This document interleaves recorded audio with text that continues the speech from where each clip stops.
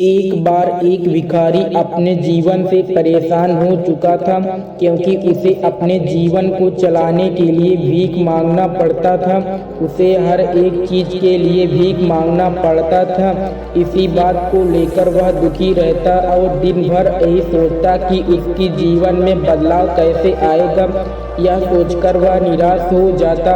वह हर दिन देखता कि बहुत सारे लोग निराश होकर आंखों में आंसू लिए लोग और विभिन्न चिंताओं से परेशान लोग गौतम बुद्ध की तरफ जाते और वापस लौटते समय वे लोग बहुत ही खुश होते थे। वह भिखारी यह नहीं समझ पा रहा था कि गौतम बुद्ध उनके साथ ऐसा क्या करते थे कि वे बेहद खुश हो जाते थे। वापस लौटते हुए लोगों के हाथों में ना तो ढेर सारे पैसे होते थे, ना ही सोने चांदी। तो फिर ऐसा क्या होता था कि लोग बुद्ध के पास लौटते वक्त इतना खुश होते थे। यह सब सोचकर वह भिखारी भी निर्णय लिया कि वह भी महात्मा बुद्ध के पास जाएगा और देखेगा कि ऐसा वहाँ क्या हो रहा है कि दुखी लोग उनके पास जाकर खुश हो जाते हैं। बुद्ध से मिलने के लिए उनके पास चल पड़ा। जहाँ बुद्ध मौजूद थे वहाँ बहुत लंबी कतार लगी हुई थी, तो वह भिखारी भी कतार में लग गया। कतार में लगकर वह अपनी बारी का इंतजार करने लगा।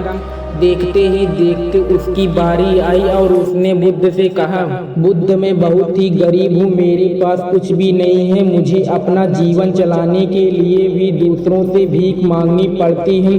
अब आप ही बताइए कि मैं अपने जीवन को कैसे बेहतर बना सकूँ।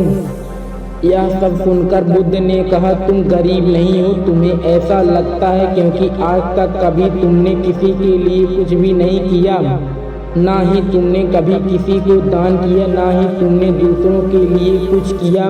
यह सब सुनकर भिखारी के मन में एक आशंका जग उठी। अपनी आशंका को दूर करने के लिए भिखारी ने पूछा, मैं तो एक भिखारी हूँ, मैं लोगों को दान कैसे दे सकता हूँ और कैसे लोगों की सहायता कर सकता हूँ। मुझे तो खुद अपना जीवन चलाने के लिए दूसरों से मांगना पड़ता है। यह सब सुनने के बाद गौतम बुद्ध थोड़ी देर चुप रहे और फिर उसे बोले, तुम्हारे पास हाथ है जिससे तुम लोगों की सेवा में लगा सकते हो और दूसरों का भला कर सकते हो।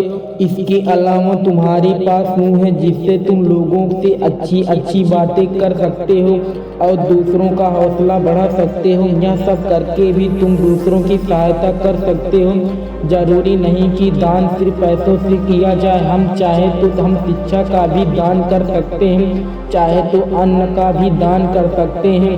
ऊपर वाले ने अगर किसी को पूर्णतः अच्छा शरीर दिया है तो वह गरीब नहीं है, वह बस दिमाग से गरीब है। उसे इस विचार से हटकर दूसरों की सेवा में लगाना चाहिए। बुद्ध की यह सब बातें सुन लेने के बाद वह भिखारी बहुत ही ज्यादा खुश हो गया और उसका मन अब संतुष्ट था।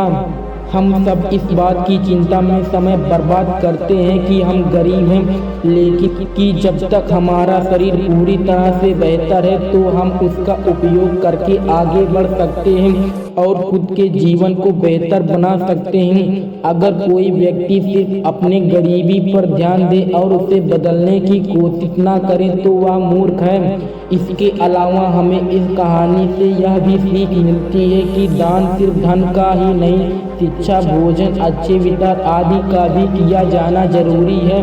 अगर आपके पास धन नहीं है तो आप शिक्षा का दान कर सकते हैं या फिर आप दूसरों के लिए अच्छे विचारों का भी दान कर सकते हैं। इससे समाज बेहतर होता है।